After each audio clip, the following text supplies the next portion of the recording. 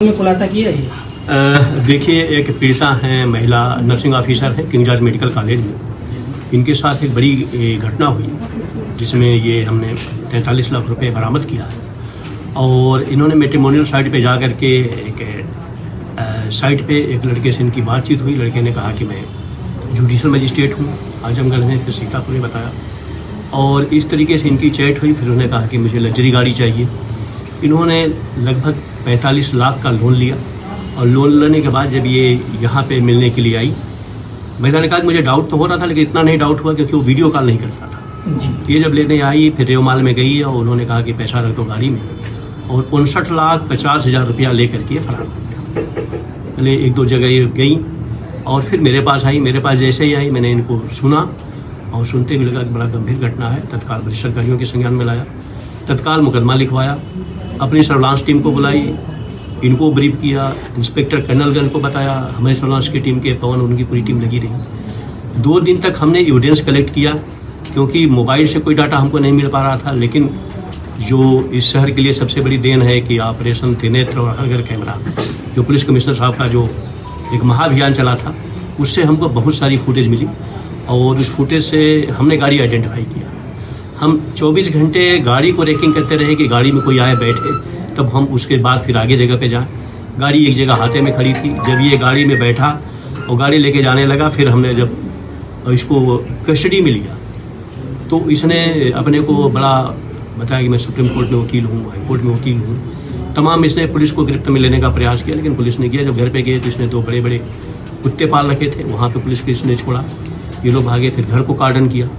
Finally हम लोगों ने जब पूरी इसको करी तो जो पैसा था इससे बरामद हुआ है।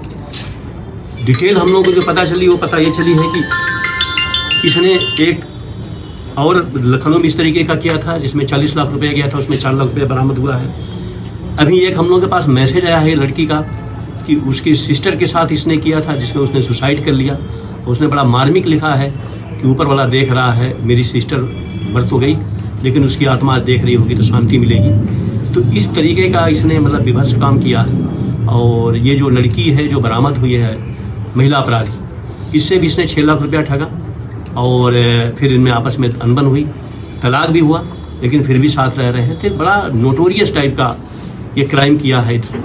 और जो पीड़िता है उनको हम लोग न्याय देने में सक्षम हो पाए कि हमने उनका मोर देन 65% 70% के आसपास पैसा बरामद किया। टीम अभी हमारी लगी है, बाकी भी हम बरामद करेंगे। सर, जो आरोपी पकड़ा गया इसका प्रोफाइल क्या है, क्या करता है?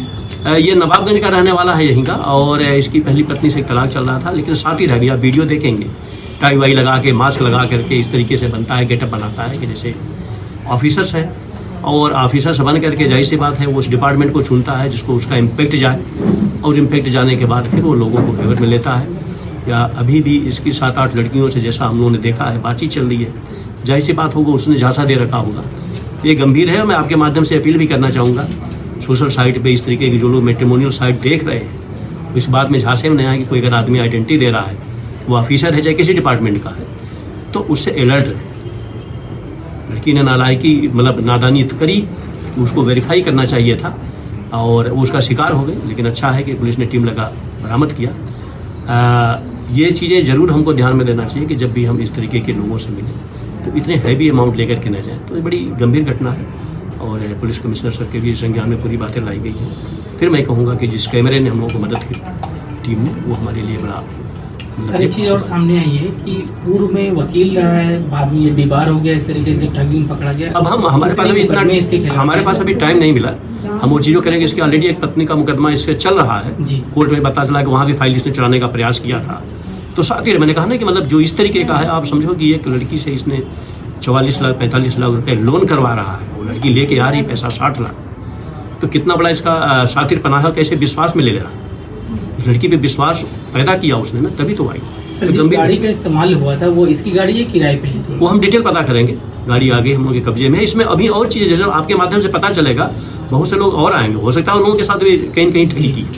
सर, ये गिरोह बना करके काम करते थे या नहीं? मैंने कहा ना ये दोनों हैं और साथी है, बहुत बड़ा साथी है। सर, ये गाड़ी जो इस्तेमाल करता था उसमें किसी तरीके के कोई लोगो या इसके कई नंबर प्लेट हैं, उसमें विभिन्न पार्टियों के भी वो फ्लैग लगा लेता था और जैसे कोई एडवोकेट है या जैसे कोई और डिपार्टमेंट का है, तो जिससे एक इम्प्रेशन बने उसका, तो लोग उसमें एक उसके दायरे में आए, ग्रिप में आए कि झांसे में आ जाए। और इवन जब पुलिस हमारी टीम गई जब इसको पकड़ी, तो पुलिस पे भी इम्पेक्ट लगा कि मैं यहाँ पे हूँ, मैं वहाँ पे हूँ, और इम्प्रेशन डालने का प्रयास किया। लेकिन हम लोगों को पता था, हमारी टीम को, हम लोगों ने इसको तत्काल किया और सख्त इंट्रोगेट किया और ये चीज़ें बरामद।